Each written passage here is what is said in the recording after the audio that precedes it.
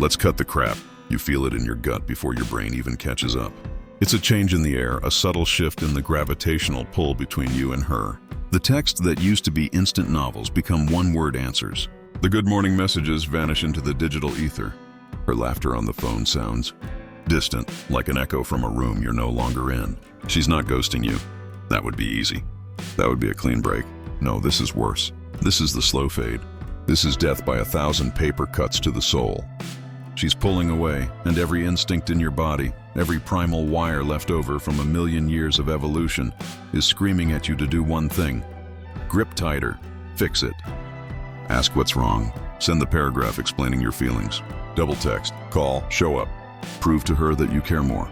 And let me tell you, as a man who has walked through that fire and has the scars to prove it, that instinct is the very thing that will burn your chances to the ground and scatter the ashes. Because in this moment of emotional quicksand, how you respond doesn't just define the next week or the next month. It defines how she will see you for the rest of her life. Most men hear the silence and they try to fill it with noise. They see the distance and they try to close it by sprinting. They become chasers, beggars, emotional janitors trying to clean up a mess they didn't even make. But you're going to be different. You're going to learn the silent, brutal art of masculine stillness. You're going to learn that true power isn't in the chase.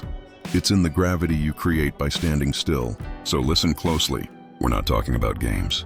We're talking about psychological warfare fought on the battlefield of attraction.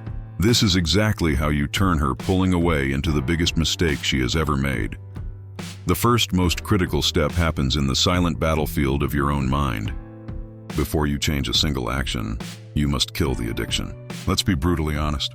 Her attention, her validation, her quick replies, they've become a drug. You get a dopamine hit every time your phone lights up with her name. Your brain has been conditioned to seek that reward. So when she pulls it away, you go into withdrawal.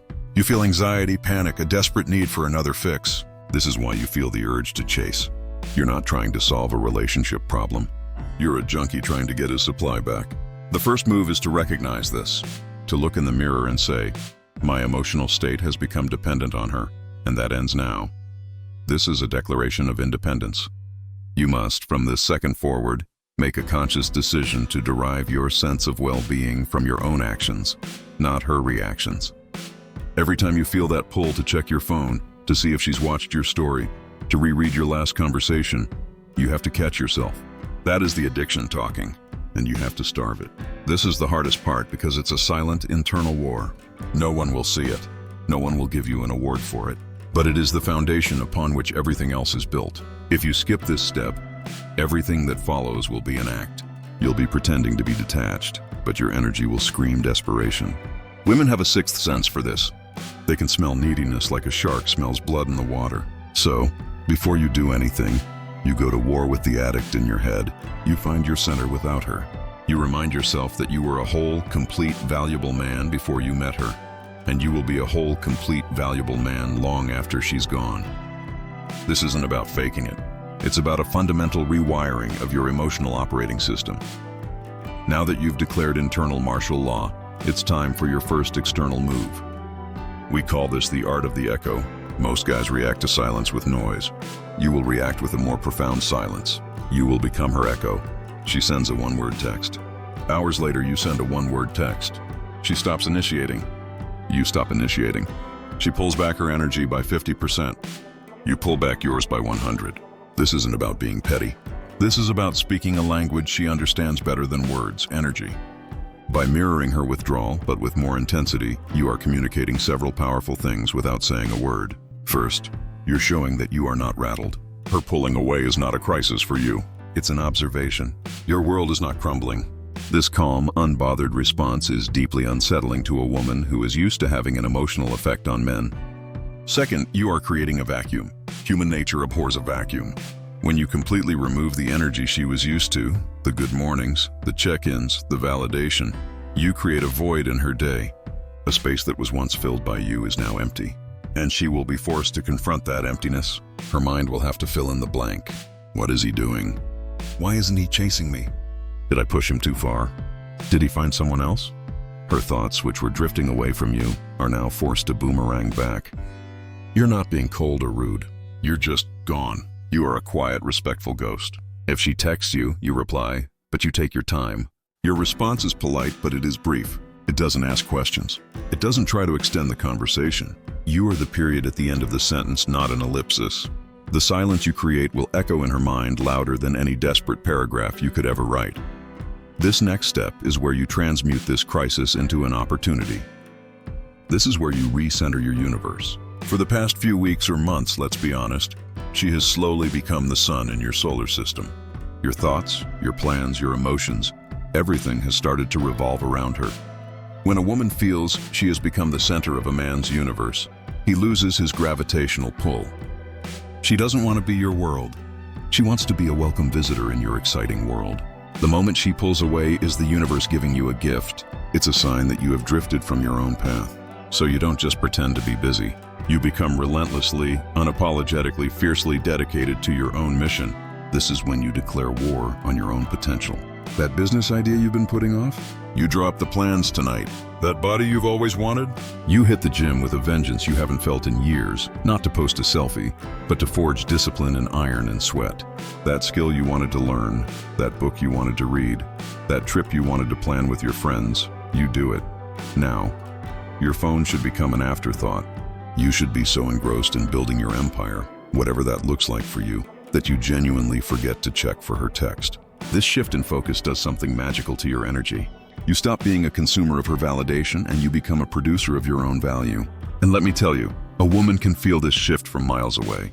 She can feel it when your attention is no longer on her but on your purpose. It's a palpable change in the energetic frequency you're emitting. She went from being the star of the show to being a member of the audience, watching you build something incredible without her. And nothing, absolutely nothing, inspires more regret and renewed attraction than the sight of a man who is thriving in her absence. In the modern age, a huge part of your presence is digital, and this is where most guys completely fumble the bag. She pulls away, and their first instinct is to start a PR campaign on their Instagram stories. A picture at the gym with a motivational quote, a boomerang of cheersing glasses with friends, a selfie looking unbothered and happy. They think they're showing her what she's missing, but what they're really screaming is, please look at me. Please see how great my life is without you. Please validate my existence. It's a desperate performance and she sees right through it. It's just another form of chasing. The truly powerful move? Go dark. Become a digital ghost. You don't block her, you don't remove her, you simply vanish. No new posts, no stories, no comments, no online activity whatsoever. Your digital footprint just stops. Now think about what this does to her psyche.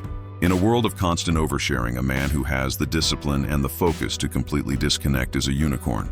She'll open Instagram out of habit, expecting to see your name pop up. And there will be nothing. Day after day, the vacuum you created in her real life is now mirrored in her digital life. Her mind, which is used to being fed information about you, is now starved. So it will start to invent scenarios. And because of the way human psychology works, the scenarios her mind invents will be far more compelling than any story you could have posted. He must be incredibly busy with that new project. He's probably seeing someone else and he's so wrapped up in her he's forgotten about social media. He's on some incredible adventure and doesn't have time to post. You are no longer the guy trying to prove he's okay. You are the mystery. You are the unanswered question. You've created a void in her information diet. And that quiet, digital absence is a statement of power that no perfectly curated selfie could ever hope to match. Inevitably, if you have executed these steps with calm, genuine detachment, she will reach out. It's almost a law of nature. She will send a probe to test the waters. It won't be a heartfelt apology. It will be something small, low effort. A meme, a reply to an old story, a random question about that one thing you talked about weeks ago. This is the moment of truth. This is where 99% of men who have been white-knuckling it this whole time collapse. They see her text and a wave of relief washes over them. It worked. She missed me. And they reply in seconds, with enthusiasm, with questions, trying to reignite the spark. They instantly give back all the power they just spent weeks accumulating. You will not. When her text comes in, you will see it. And you will do nothing. For hours. You need to let that message sit there, unread or at least unanswered, and let her experience the full weight of her decision to test you. She needs to wonder if you'll even reply at all. When you do finally respond, you will embody the frame of calm indifference. Your reply will be warm, but not eager. Polite, but not invested. For example, if she says, "Hey, how have you been?" Your response hours later is not a long paragraph about your new, amazing life. It is simply, "Doing well, hope you are too." That's it. No questions. No hooks to keep the conversation going. You are a friendly, impenetrable wall. You are demonstrating that your emotional well-being is no longer tied to her communication. Your life continued. It is good.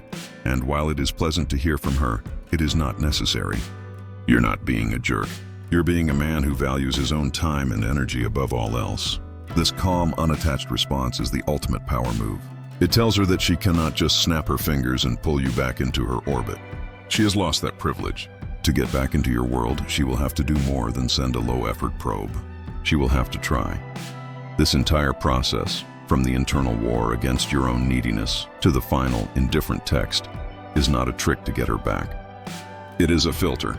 It is the ultimate test, not just for her, but for you. If she comes back, and she puts in genuine effort to re-engage with you, you must understand that she is not coming back to the man she left. She is attracted to the man you became in her absence. The man who is centered, who has a purpose, who is not emotionally dependent on her validation. If you immediately drop your new habits, your mission, your frame, and revert back to the needy chaser you were before, she will pull away again, this time for good. Because you will have revealed that it was all just a temporary act, a tactic, not a true transformation. Therefore, even if she reconnects, you must remain the man of value. Your priorities remain your priorities.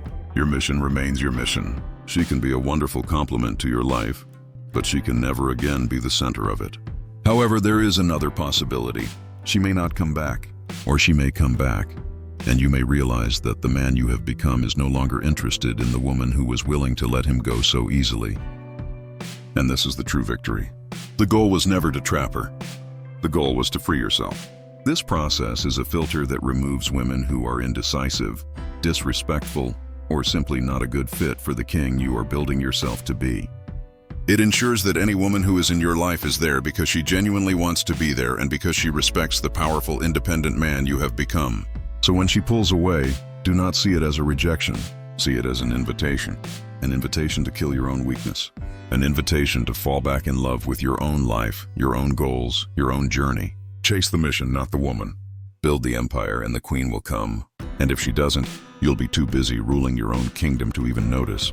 So now you have the blueprint. This isn't about mind games. It's about a fundamental shift in your own value and perception. It's about trading desperation for dignity. If you're tired of the anxiety, the overthinking, and the feeling of powerlessness, then you know what you have to do. The next time you feel that shift, instead of leaning in, you're going to take a step back and watch the entire dynamic change in your favor. If you're ready to stop chasing and start attracting, if you are ready to put yourself and your purpose first, I want you to do two things. First, hit that like button to lock this mindset in. Second, comment below with the word empire. It's a declaration, a promise to yourself that from this day forward, you are the priority. You are the prize. Welcome to the new you. Now go build.